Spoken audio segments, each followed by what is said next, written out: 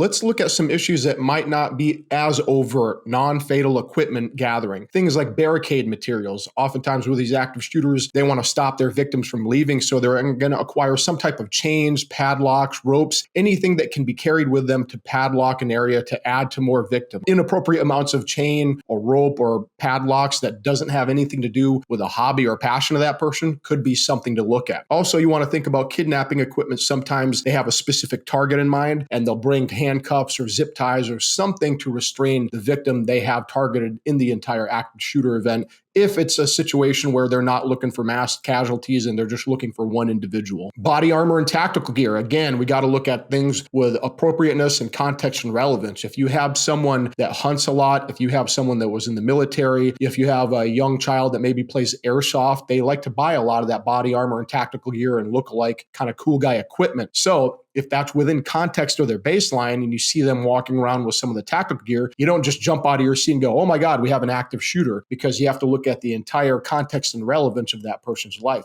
But if they start buying this equipment and they never had a passion for it, they never hunted or airsoft, and they start acquiring things like body armor and tactical gear and chest rigs, you might want to start paying attention because it could be further into a plot. Going back to abducting people, they might actually bring some type of mace or taser weapon to subdue that person. So if you have someone that purchases those items along with body armor, tactical gear, chains, ropes, and padlocks, we don't just go after one data point. We see one data point and we try to connect the dots and go, based on everything I'm seeing here, we could have a problem here and I might want to pay attention. If you look at the Boston bombing, which happened in April, you had one of the Siernev brothers go to a fireworks store, and when he walked in the door, he asked what every red-blooded American person probably asks is, hey, give me the biggest firework you got. Give me the biggest bang you got. That statement in by itself, or this situation by itself, wouldn't cause me to act and think, oh, maybe this person's coming up with some type of active shooter plot. But that data point, along with another data point, along with another data point, is giving us the big picture of, hey, we need to pay attention because someone could be in a preparation phase. Here's a situation where you had an active shooter incident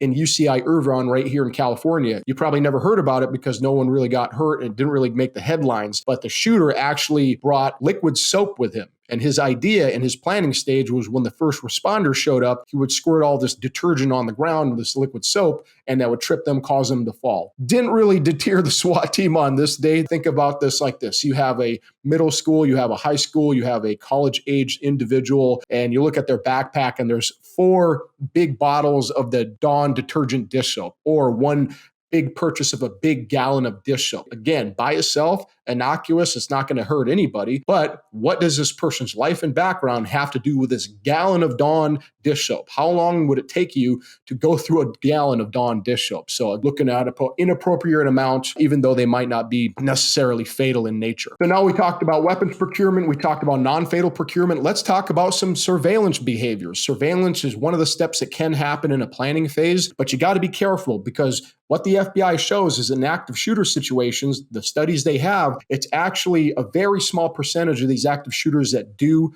surveillance because of the information they have. Sometimes they don't have the whole story. The shooter is dead. So we wouldn't really understand or know about certain instances of surveillance. But the biggest factor here is that oftentimes these active shooters are intimately aware of the facility or school that they're going to. They're either a student there, they're a worker there, they've worked there prior. So they have a general idea of the layout, how to make entrances. But that's not to say that surveillance never happens. We're human beings. We like to plan things out. So if we can spot one of these indicators in a small amount, that's enough to disrupt the active shooter event by itself. So think about surveillance. We're creatures of habit. Maybe you've never done surveillance in your life, but you kind of have to plan things out. If I'm going to surveil a location, what am I going to surveil? What is the reason I'm going somewhere to surveil something? What's the topic? What am I looking for? What we're looking for is practice, routines, patterns. We keep hearing that word, patterns. So I want to figure out patterns, especially if I'm an active shooter. I want to figure out patterns of life. What time do people show up at the workplace? What time do they leave? Where do they leave from? Where are there huge congregations of people? I don't know, places like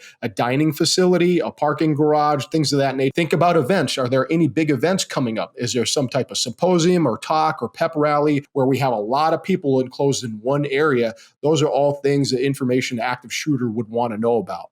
Transportation and routes of travel. Active shooters usually go in there probably knowing they're going to die or commit this as an act of suicide, but sometimes no. There are situations where an active shooter does plan on committing an act and getting away with it. And oftentimes doesn't work out for them because it turns into a federal and international manhunt, but sometimes I do think about this. So the surveillance might not necessarily be on the facility or the area. It might be offset from that facility of someone looking at escape routes. Hey, how do I back my car into this parking lot and get to the freeway exit as quickly as I can? If you notice someone who's never backed their car into a parking lot and they start doing it one day, that could be an indicator right there. Security measures. People asking about security measures or all of a sudden having a big interest in the security measures that your facility employs, whether that be in conversations with security guards, security officers, or police officers on the area, school resource officers, whatever it is, think of it as probing, asking inappropriate questions. Hey, what time do you show up to work today? Hey, do they lock the doors at night? Anything of that security sensitive nature. Again, that person could be curious or they could be in stage 3 of some type of plot. So you want to pay attention if people start probing your security, especially if someone starts hitting random fire alarms to see what your emergency procedures are. Where do people congregate? Is it parking lot A? Is it parking lot B? That could be a part of their plan and part of their surveillance and probing function. So think about an active shooter actually physically conducting that. You're an active shooter. You're amping yourself up to come up with this plan to kill a lot of people, probably get shot in the way. Do you think you're going to be nervous as you're going out there committing your surveillance, doing your surveillance, gathering information? Yeah, there's probably going to be a little edge of nervousness. It's almost as if everyone in the world is looking at you suspiciously. Think of a person who steals a candy bar in a 7-Eleven. They stuff it in their pocket and they think the cameras are looking at them. They think the lady at the front is looking at them. Satellites in the sky are aligning to look at them. When in reality, it was just them amping themselves up. So we can use this. If they are walking around thinking that everyone is looking at them and they're paranoid, I want to make them feel even more paranoid. So if I look at someone and I think, hey, maybe this person is doing some type of inappropriate surveillance, and you turn your face towards them, and instead of making eye contact with you, they look away abruptly. Everybody knows what I'm talking about. You've caught someone looking and they look away abruptly or they look up for no apparent reason. That's called burn syndrome. Someone just got burned. They didn't want to make eye contact with you. And just the fact of them moving their head in a jerky motion away from you tells me this person does not want eye contact with me.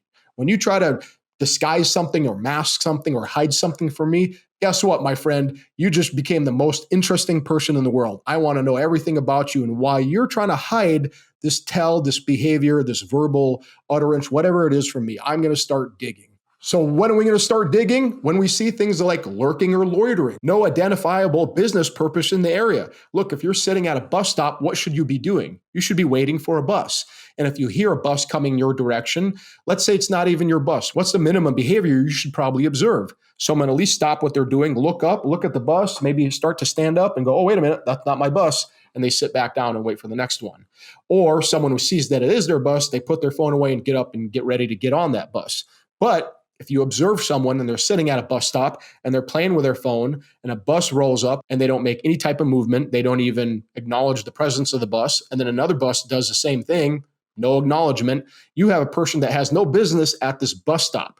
Now, is this a reason to go over there and tackle this person? Not yet. All we have is one data point, but we take these data points and we put them together. No logical beginning or ending to whatever they're doing. Hypothetically, if I'm walking my dog around the block, how long does my dog need to be walked around the block? So if you observe someone walking around the block 6, 7, 8, 9, 10 times an inappropriate amount, at some point you got to go, wait a minute, this seems a little strange.